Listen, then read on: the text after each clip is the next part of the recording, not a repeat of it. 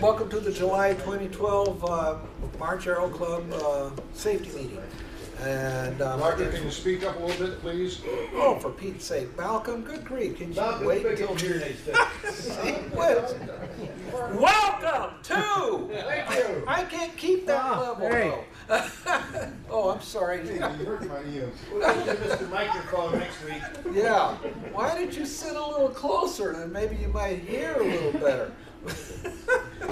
Come up front with me. Yeah. I can't get out of my chair. All right, for those of you that don't know me, I'm Roger Mann. That's Malcolm Campbell right there. He's Pleasure to meet y'all. been in the club for whatever, how many years? 50 years, is it then? Something like that? Tonight it's going to be kind of quick and dirty. It's not too, here. Don't drink it, because I don't even know Sure. oh gosh, no, you told me lost train of thought. Okay. You were saying in conclusion. Is that where okay. In conclusion,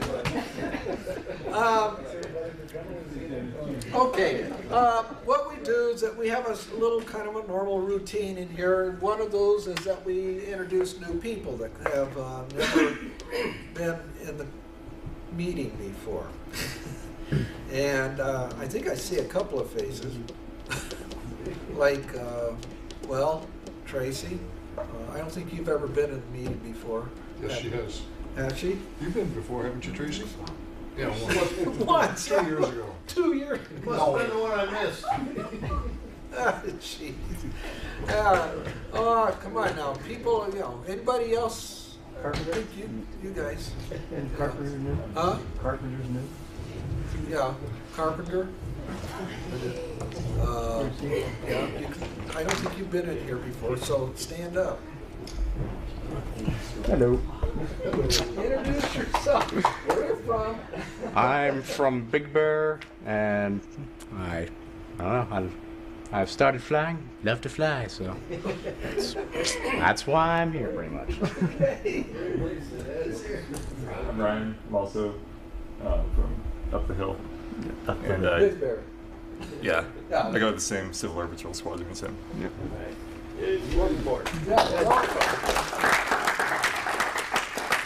Actually, Ryan's been flying with us for over a month, though. Yeah. Well, they've been flying for a month, yeah. But that doesn't mean they're new. Yeah. And then we have people who haven't been around for a while. So, but I won't embarrass you, so. Okay. Anybody else that's new? Okay. It's not that bad. That's the whole idea, because it's an aero club, you know. People get to know you. I think the rest resigned. That could be, yeah. We'll talk about that just real quick, a little bit. New pilots ratings. Anybody that's done a solo, anybody that's done something new, that includes the old timers that might have done something they've never done before. Holy smoke, you guys haven't been flying? Nobody's been doing anything? I'm Jerry, anything new? Say what? Anything new? Even in the Civil Air Patrol? Sure, I got my CFI revalidated yesterday. Okay, good. That's a milestone. Boy. Okay. 87 cents to get you a cup of coffee. Okay. Experiences. This is where you get to tell a little bit of a story of something that might have happened to you. I know George always has something going on, especially down there where he's at. Flower pot. I had nothing today. I just had a Ramon I had to go around. Cessna started to take off. She changed her mind and set on the runway. So I had to go around. I swear the airport down there. Right now. Yeah. Yeah, that was kind of a messed up deal. That's management. We have talked about go-arounds in here a couple of times. Anybody else? You don't even hardly fly anymore, so. I'm going to fly Thursday night. Okay, Joshua, Malcolm.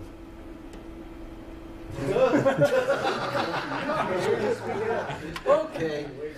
All right. Okay, we're going to talk to the Aero Club manager. He's going to talk to us, and then we're going to move into knowing your SOPs, which we cover real quick. Summer in the sunny, hot Southern California. That's what we're going to talk about tonight. Okay, Aero Club manager. David, you want to get turn the light down a little bit so they can see the screen? Would you mind? Oh boy, here we go. Not many people tonight. Must be on vacation. Okay, tonight we're closing the donations for Doug Gillis Scholarship Foundation.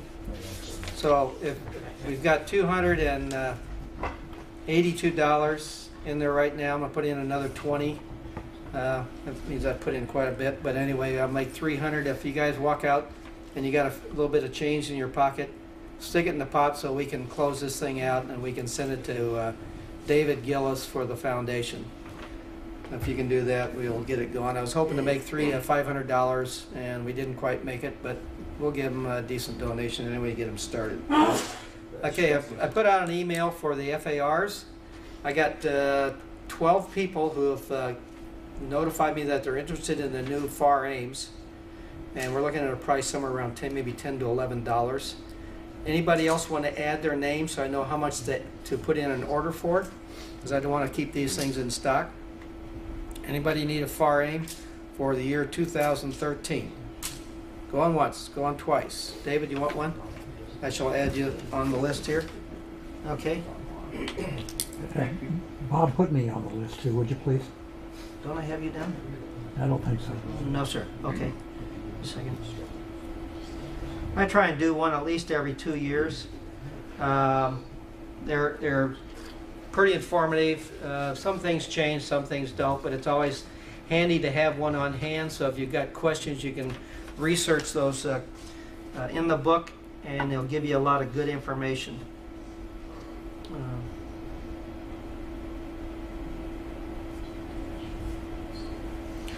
So I'll put the order in, I'll do that tomorrow, and then when they arrive, we'll go out with another email. Okay, for the new people, I hate to keep this thing up, but we're still finding errors in the sheet. One of those individuals is not here tonight, so I can't address him personally. When you put fuel in the airplane, you put the reader meeting on the left-hand side, but then there's nothing in the column for the airplane that you flew. So then we got to go back into the computer and research who it was, because they'll put down Jerry Rollis instead of themselves. And the invoice is on the individual, not Jerry Rollis. So we need to take and just make sure, spend an extra minute or two and make a correction, because Roger's got enough work. I mean, more and more is coming down, and it's just, he sits on that computer and does accounting all day long, and it's just really a pain in the neck. So help him out by putting the right stuff in. Finances, we're still holding our own for the year, thank goodness to the MOA. And if you remember, we got an influx on October 1 of about $25,000. Right now, we're still $11,000 to the good. That means we've eaten up about $14,000 since the beginning of the year, and our flying time is down 1/2. It's going to be real rugged go next year for everybody. And as it stands, we've mentioned Wright Pat and the new commander over there. Roger just showed a picture of her, and I'm about ready to address a letter to her, and I'm going to sign it under my rank and retiree from the Navy about what I think about her closing that Aero Club and her lack of knowledge of what the Aero Club has done. Those people over there have been in the plus margin for years, and last year, under the 2011-2012 budget, the previous base commander said, fix the airplanes. The new base commander comes on and she says, you spent too much. So it's damned if you do, damned if you don't. Unfortunately, it looks like it is going to be a closure. AOPA is definitely involved with it, and a few other individuals. So just be aware that next year is going to be very tough for us if we don't start getting more students and start pushing our flight time. And we'll probably be reducing our inventory in regards to aircraft and reduce it, because to maintain 2 airplanes, even though I have one down for insurance hold, I still have to put money into it. the club is still putting money into that to make sure it still remains flyable. 234 Whiskey Papa, we're pushing for now October 1, somewhere after the first of the year, to get it back here. So we've got money approved from that under the last console. I just put in a purchase request now for 2 new engines. We're going to get the 182 going. Unfortunately, there's no engines in storage for him as far as blocks that are pre-built off of the shelf. But he's going to work with me, and with that, he'll take a CAP engine, because that's a CAP engine basically that's in there, 2,000 hour 0470. And when it's pretty well completed, then he's shipped that, and we give him the one that we have, and that way we'll be down for about 3 weeks at the most, idealistically. 69 Romeo, we're going to have him start doing an 0300 on that one. And then 15 Foxtrot, the next will be on that, will be 4 new cylinders. And that'll give us a top overhaul on that one. And we'll put that one back on the line, 15 Foxtrot. So that's kind of what's taken place with the airplanes. 5.7, the engine requirement for 5.7 has been delayed till next year. Along with some of the painting for the horizontal stabilizers. I mean, the money has been approved. When I use the word approved, it hasn't come out of MAGCOM yet, but the console's approved it. So it's been approved by the console. All we have to do is go back to MAGCOM and get the money. But with 555, there's a possibility that, and I have to call this individual, and I apologize for not having any information. He's looked at the wing, and we're going to split the wing, it looks like right now. So we have wings in the hangar. We'll take the spar and the forward section. We'll pull out the guide wire, split it, and then take and add the back section from one of the wings we have. Add the fuel tanks, add the cabling and everything else to it, and that'll be the cheapest way out to get 555 with the aft spar crack. And it does have a spar crack on 555. So to take and pull the skin and put a doubler in it, which is legal, it looks like the cheapest way out would be to split the wing, since we've got spare wings. So that's what we're looking at. Roger, what kind of a time frame do you look at for triple? I have no idea on that one, because I'm still waiting for the estimate from Aircraftsman over at Chino. He did look at it, and he was supposed to send it to me, and I need to call him. So that's on my list again.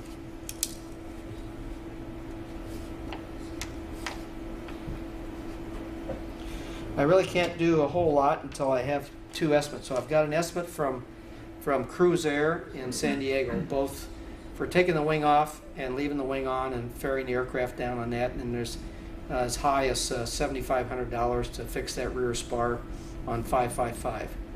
And that's on the left wing.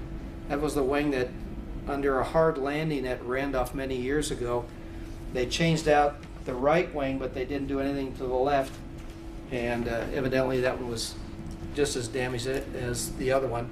I talked to Eric Freeland on that one, and evidently they stalled that thing at 50 feet when it hit the ground. So that's pretty high loading, whether it be for a Navy airplane or an Air Force airplane. It's still pretty hard on the gear, and it bent the wing. So they replaced the right wing, and they didn't catch the damage that was done on the left wing. So we're kind of paying for it. Neither did Parks. When Parks splits it and puts it back together, they really don't get in and really look at that, because it wasn't notified that it was a hard landing on that wing. If they had looked at it real closely, we probably could have had that wing fixed while it was still under contract with Parks, and we would have been in Fat City. So now we've got 555, which is down.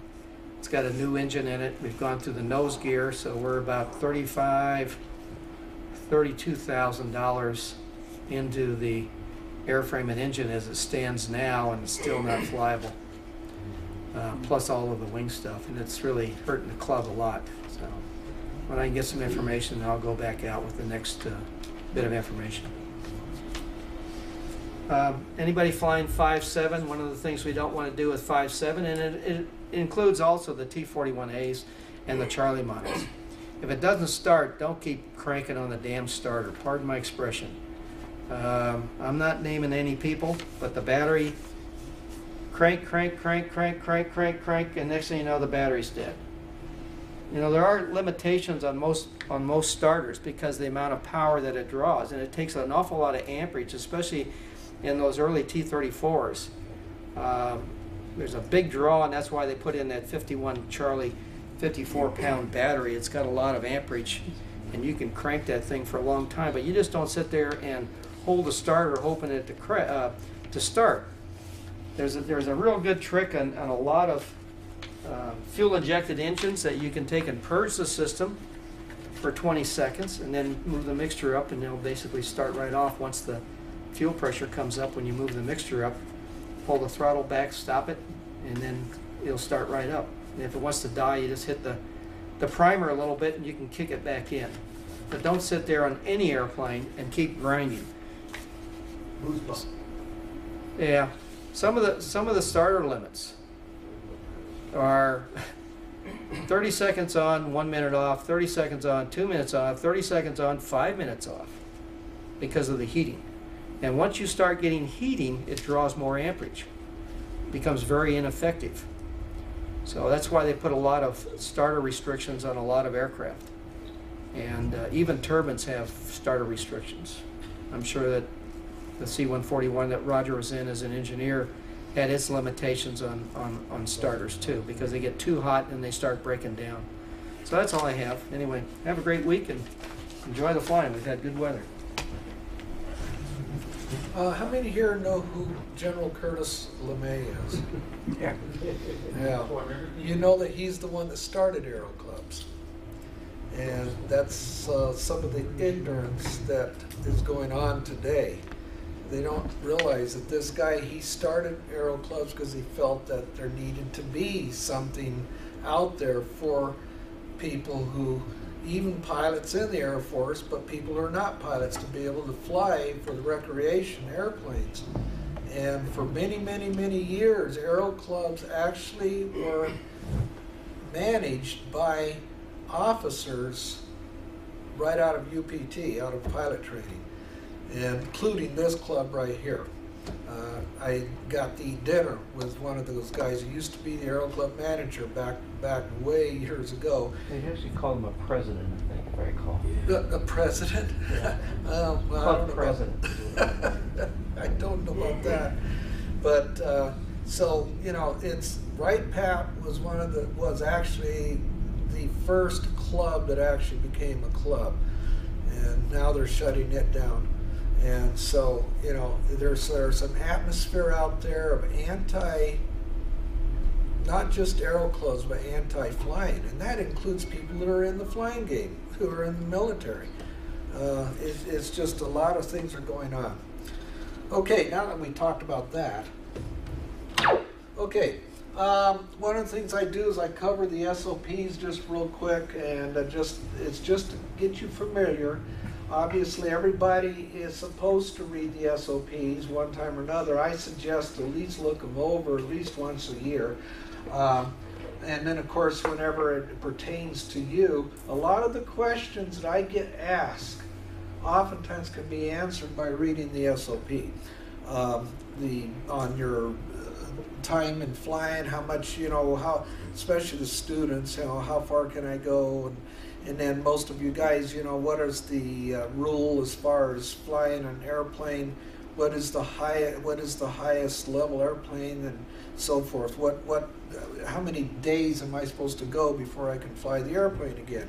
There's the FAA rules, and then there's our rules. And the FAA rules basically match pretty much what the club does, but the club goes a little bit further with a couple of them, and some of them are actually made a little less restrictive in some place. Not less restrictive, that's the wrong word. The rule where you get checked out in an airplane in the club, that airplane is the highest level airplane that you are flying. If there's a lower level airplane like an A model, let's say you're doing 182 and you got the A model, then you have to do the 90-day sorties in the 182. But in the A model, you just only have to do 3 touch and goes every 180 days or every 6 months, as long as you're keeping up with the 182 time. And those type of rules like that. And that's what the SOPs cover. Tonight we're already moved into chapter 4, and we're talking about student pilot procedures.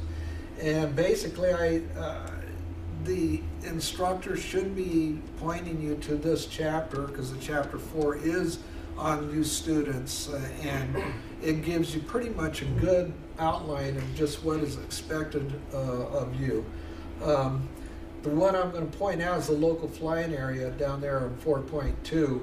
The local flying area student is a 25 nautical mile radius around March Air Reserve Base.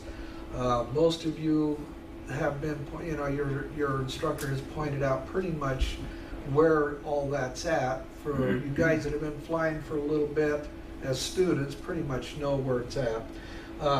You guys who are already qualified pilots should be very familiar with that too. Some of the new people that come in, I know Jerry and Alex do show you where the points are and where the local areas are, so you can do your practice maneuvers.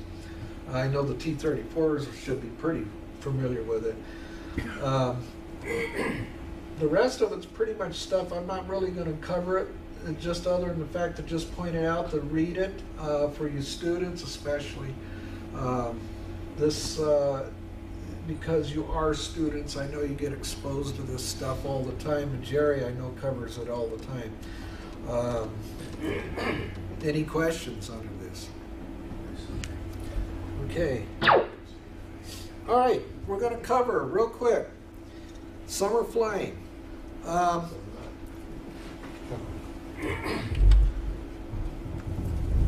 Let's just say it's 110 degrees outside, and actually that's what it almost was this last week. You show up at the club to fly, you're overheated, you had nothing to drink for the last hour. Your instructor, Jerry, who's been sitting in the air-conditioned office. Now, Jerry doesn't usually play solitaire, but we'll just say he is. Comes in and says, "Are you ready to fly?" And of course, what are you going to say? What should you say to Jerry? I need a beer. I need a beer, yeah. Well, yeah, well, actually, if you go up in the airplane, it might be cooler. But there are some things about that actually could be a problem, especially if you're going to go up for any length of time. If you are flying any long distances, you might want to think about a lot of things. What might be some of those? Getting off the ground. Yeah, getting off the ground, yeah, that's a good one. What about along with that? Taking water. Yeah, how about drinking water? Hydration? How about heat exhaustion? How hot do you think it gets in the cockpit sometimes? Too hot. Yeah, it gets pretty hot out there. Greenhouse effect in the cockpit, especially in the T-34s. Of course, I don't know, some of you guys you get out there and you jump in and start the engine, start moving before you let it happen. But think about some of these things. Drink water, drink water. Remember, I'm safe. Illness, meds, stress, alcohol, fatigue, and an argument with your instructor. That's emotions. Some of these things here, we don't think too much about it, and all my purpose is, as safety officer, is just to point them out to you every year, and just to bring it back up just in case you haven't thought about them. So illness, I know that a lot of people don't normally want to fly when they're sick, but sometimes it happens. I've seen people come out and just decide that they want to do something, go someplace. Well, I need to go. And how about meds? Bob and I did a little skit on that a couple of years ago, where we did this thing where, you know, what do you take as far as meds? Did somebody else hand you something? Oh, well, this will help you.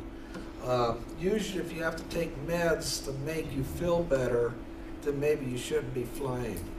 So that's one of the things to think about. Stress, yeah, we're all under stress. We just, there's a lot of things we're thinking about.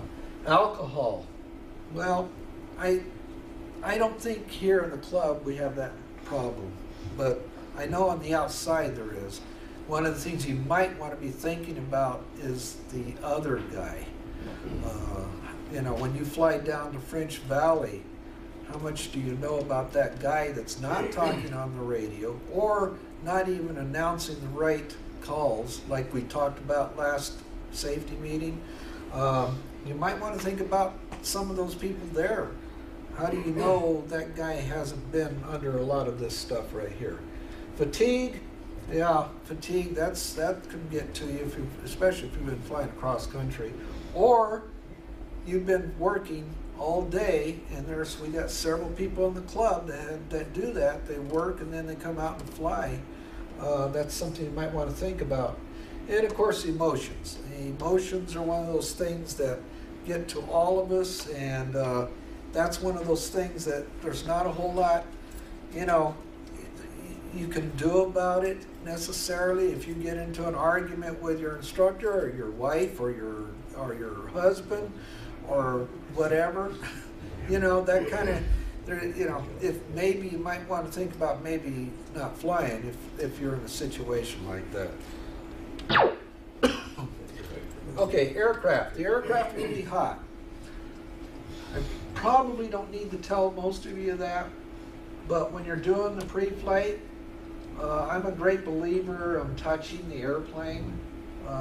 I've always been touching the airplane at least somewhere, even in the Air Force.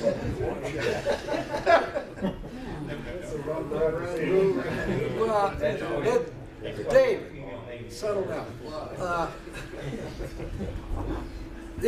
Yeah, so anyhow, my hands were always dirty. And now that's wrong too.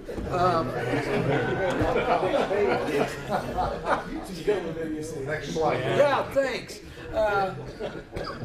Malcolm? Okay, aircraft will be hot. Okay, be careful what you do when you touch, especially when you, for the T-34 or the T-41s, when you get up on that ladder to get up to check the fuel caps. Be really careful up there when it's really hot, because it can burn you, and I'd hate to have you, bounce back and then fall off the ladder. When you're refueling, it's not quite as bad because you just got through flying, but the airplane heats up pretty good when you're taxiing in. But just be careful when you're climbing up on that ladder for the T-41 pilots and the 182. Observe the flight manual on the tire inflation. Most of you guys, I think, have paid attention to that. I know Brandon back there has come in a couple of times and said, I think the tire is a little low. So, I know most of you pay attention to that, but watch it, because during the summertime, the tires can get pretty low. Right, Mike? Right? Malcolm, tell him to speak up. Tire inflation. Okay, during the summertime, it gets higher. Huh? They get a little hotter and they expand. The pressure will go up. Okay. If they're flat, they're only usually flat on the bottom. But they can also be leaking too, right? Yeah. Because why? You just said it. Pressure altitude. Pressure Temperature altitude. pressure. No. What did you just say about heat in the tire? Expands. Yeah. Okay. And that could bring it to leak, right? I hope not, because you land on them.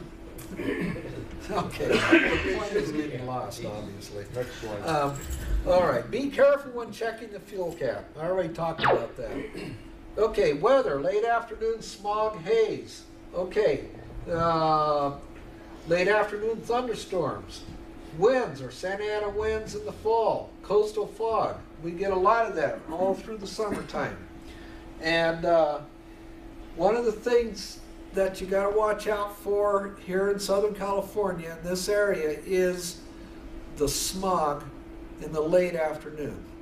For a lot of you, I know that you fly out of the area. We got one guy that's out flying right now, and he's going to come back on Thursday, I believe, and it's going to be sometimes Thursday afternoon. When you're flying back into this valley, or even just doing a routine flight within the area. In the late afternoon, you get this smog and you can't see anything. There's nothing that says that it's IFR. There's nothing that says that there's anything. They'll even tell you that it's, you know, so many miles visibility, but you get up there and you can't see anything except straight down. That's one of the things to be very, very aware of during the summertime when you got smog. So just kind of watch out for your late afternoon smoggy days in Southern California and with the sun about halfway down the horizon. And it can be, especially if you're flying into it, it can be very, very, very dangerous. Santa Ana winds, right now we don't usually get those, but we can get them in the fall. And we'll talk more about those later on. But watch out for those while you're up flying. And of course the coastal fog. I know you T-34 guys have run into that a few times when you fly over there towards the ocean. Just be aware of it. Okay, density altitude. Climb out and watch your temperature. Let's see if I can pop up the. No, I'm gonna have to do. I'm gonna have to log off this.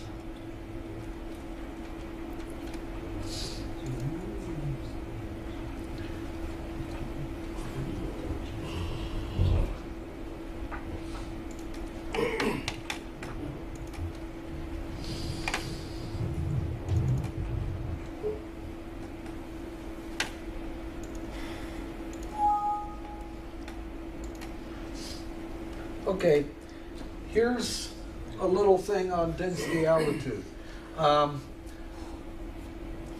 Let's see, what are we here? What would be, our altitude's 11, 15? No, we're 15. No, 15, yeah. 1547 at the club. Yeah, 15.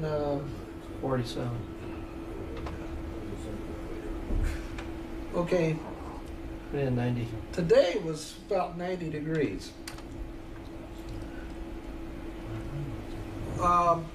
You said this altimeter saying. He said it. Oh, was it? 3001 this Was it? morning. Okay, I'll just put that at 30. I don't know if this has to be done. It's gotta be, you gotta have a point in there. Yeah, Decimal. that's what. Decimal. And the dew point probably gonna be around 45. Yeah, for today it probably was because it was a little bit higher. Okay, and okay, density altitude was 3,887 feet. That's what it was here today. You know, of course, it varied throughout the day, but that kind of gives you some idea of what's going on here. Roger? Yeah. It's good to point out that that 90 degrees is probably going to be taken in the shade. Oh. And what really matters is the temperature on the runway on your takeoff. So that can be as much as 20 degrees warmer than But the that's reported air temperature. It's air temperature, not runway temperature. Correct. So it could be 20 degrees higher. Not necessarily. Okay. Yeah. Well, yeah, it depends. Because I know that, you know, if you got, one of the things that they've talked about is that if the runway has, if that's new pavement out there, it can also bring the temperature up. Just stay ground effect a lot longer.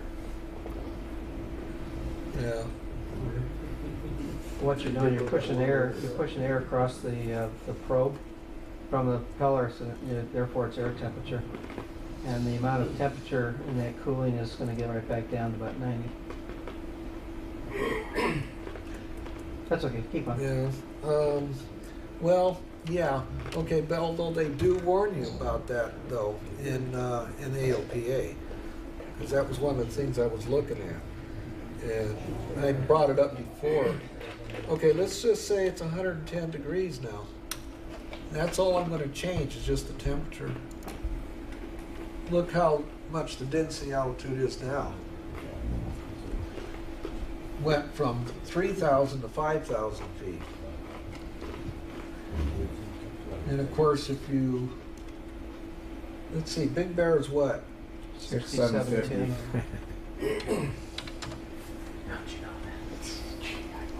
Of course, I don't know, does the 80. temperature ever get to 110 up there? No, they'll get to 85. They'll get to 84.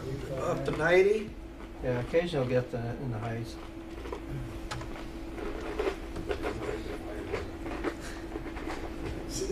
Okay, we'll just keep the. Yeah. And what's interesting is that the altimeter setting, even though if it was down at 2895 or 2958 or 300, it's really not going to change a whole lot. It's amazing what it does do and doesn't do. Yeah. In this particular case, now look at this, 10,158 feet. So a lot of people get in their airplanes and they don't look at this. And there's been a lot of people that haven't made it.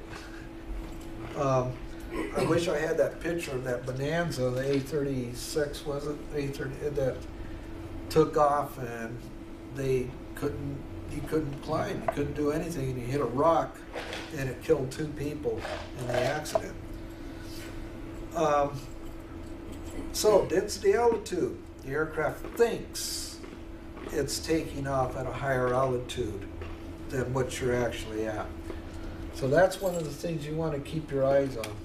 Go over to what's interesting is they go over here to engine tuning on the left-hand side. Oh, yeah, I don't think it'll take me there though. Let's see what it does, out of curiosity. Yeah, if you're because- already in that website, it should. Well, it's not a next one website. This is on my hard drive. Well, going it's- back down, just click on right there. Up. A little bit more, it says right there. No, you don't want metric, you want. Okay, I'm trying to find where. Right there, you just went over it. Engine timing. So there's engine tuning, then you got Yeah, 4 turn it, different. click that on. Click on the English units. Now take and put in your stuff and see how much horsepower you're going to develop. There you go, 67, just go 6710, 90 degrees. 90 degrees. 300.01, whatever you want to do on that one. Now leave it at 45. Say the dew point's 45 on that. And put in the, Well, that's Yeah. all you put in. yeah. Look at 75% horsepower. So you're losing 25% horsepower, and that's with a new engine at sea level. So Yeah. for every 100 horsepower, you're only producing 75. So if you have 140 horsepower in an aircraft, and you take 25% of that off, idealistically, you're running about 110 horsepower instead of 140 horsepower, and then you wonder why you don't fly. Wasn't that the reason for the C model? That was one of the reasons, yeah. Yeah, Yeah. yeah. But even then, you can be limited too there, Richard. Oh, yeah, Yeah. I know. That's why I don't go to Big Bear in the summer months, even on Bonanza. It's not worth it. Now, I eat up a lot of runway, especially with the tip tanks. now here you got, if we were down here, it's about 93.9 the horsepower approximately. So let's just say 110 day. 92%. Still, Now that's ideal. I mean, that's an engine that's perfectly running to its peak performance.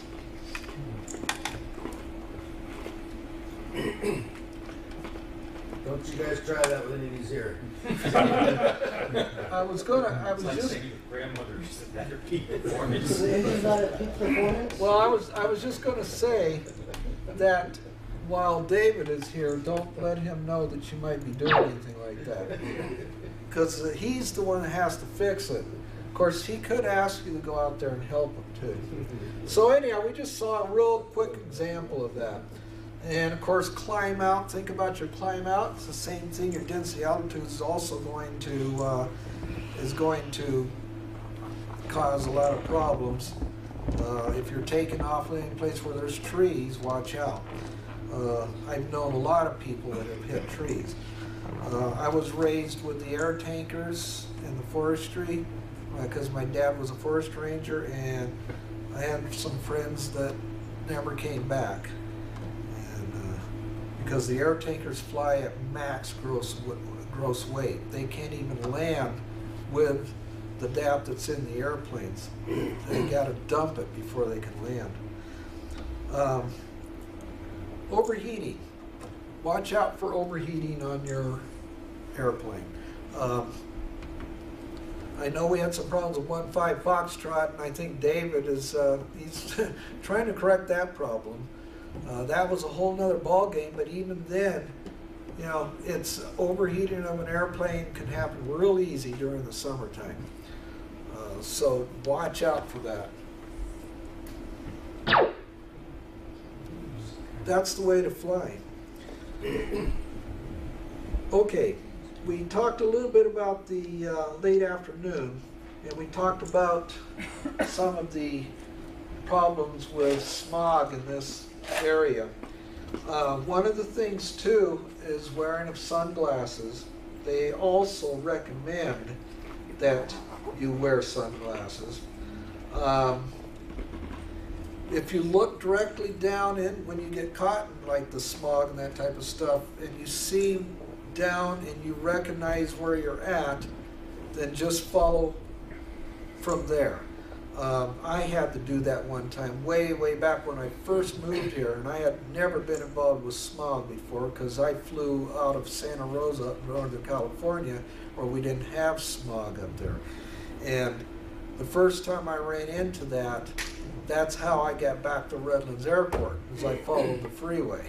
You know, now I wasn't low, I was up pretty high, but you can look straight down and see the ground pretty well, as long as you're not looking in front of you, because you can't see anything out there. And I was able to get back to the airport. What's that? The guy in the airplane's looking in front of him. If you see him. Yeah, if you see him. The key is that the light is, the refraction of light is caused by the particles of the smog, and therefore it's producing a low visibility situation.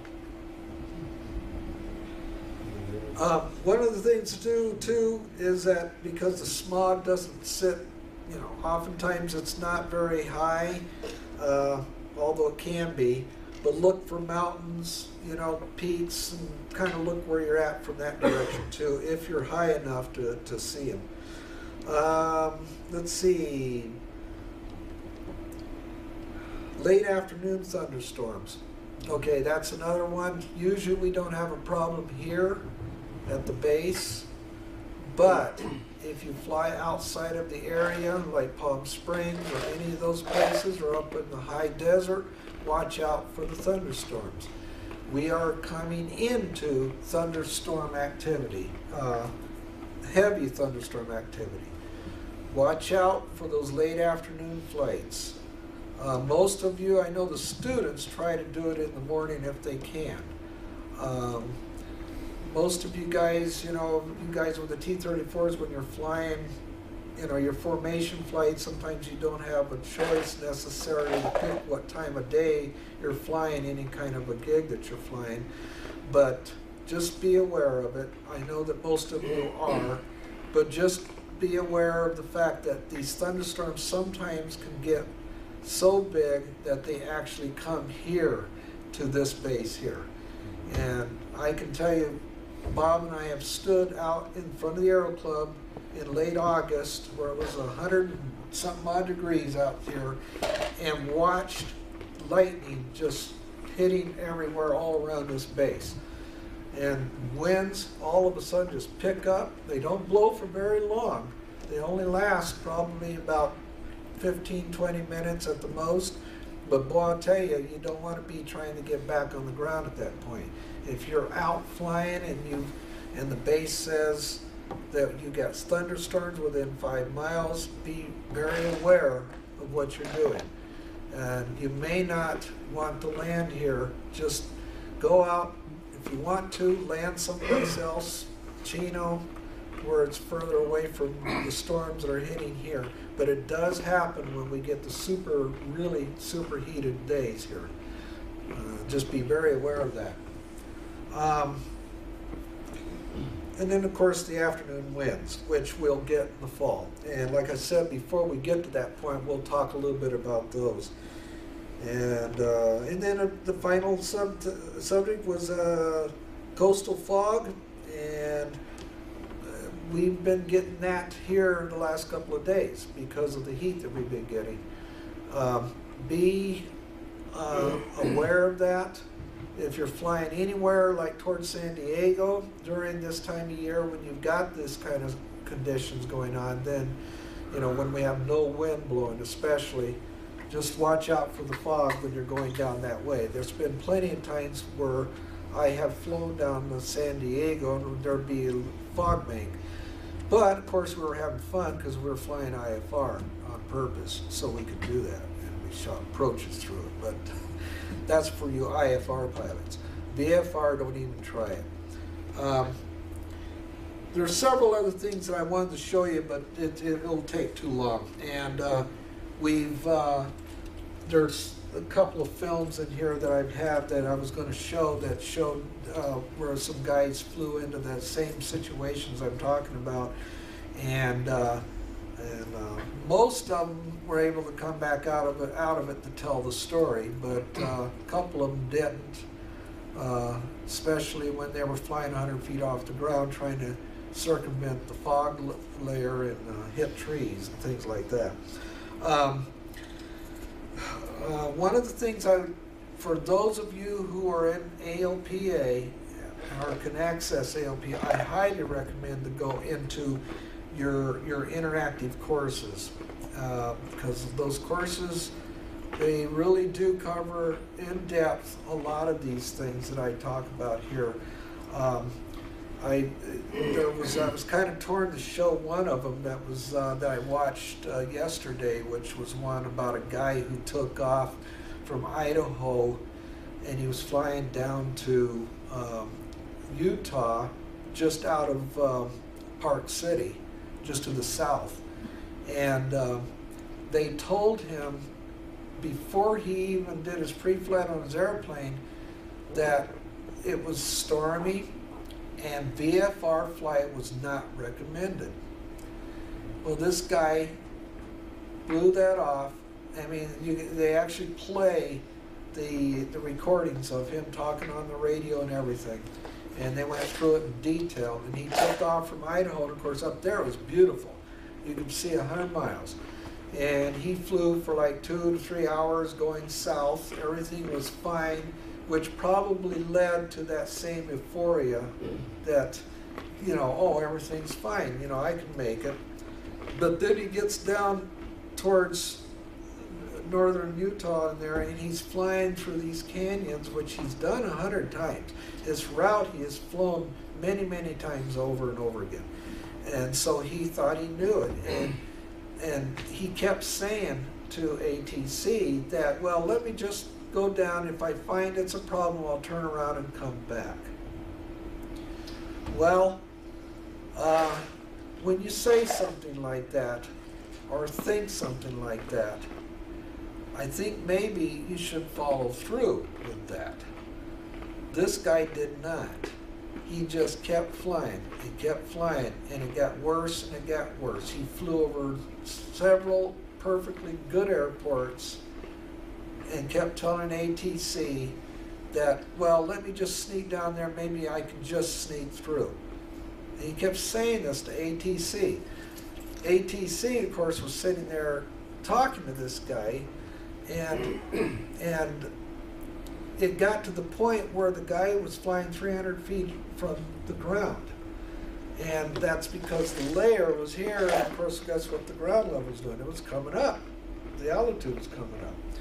And it was right through canyon where mountains, and I don't know how many of you are familiar with Park City area. There's a lot of mountains through there.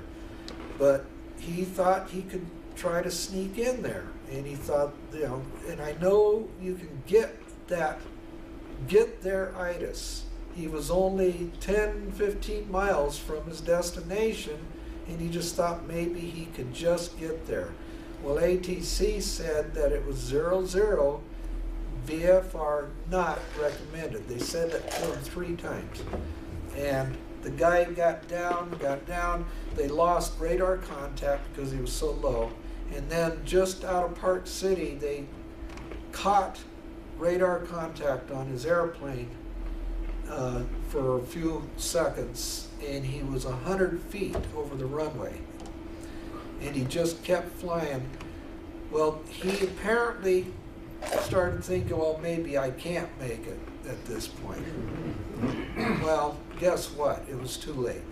He did make the turn, and he did get back around, and he started heading back north again, but he was only 100 feet off the ground. Take a wild guess what happened to him.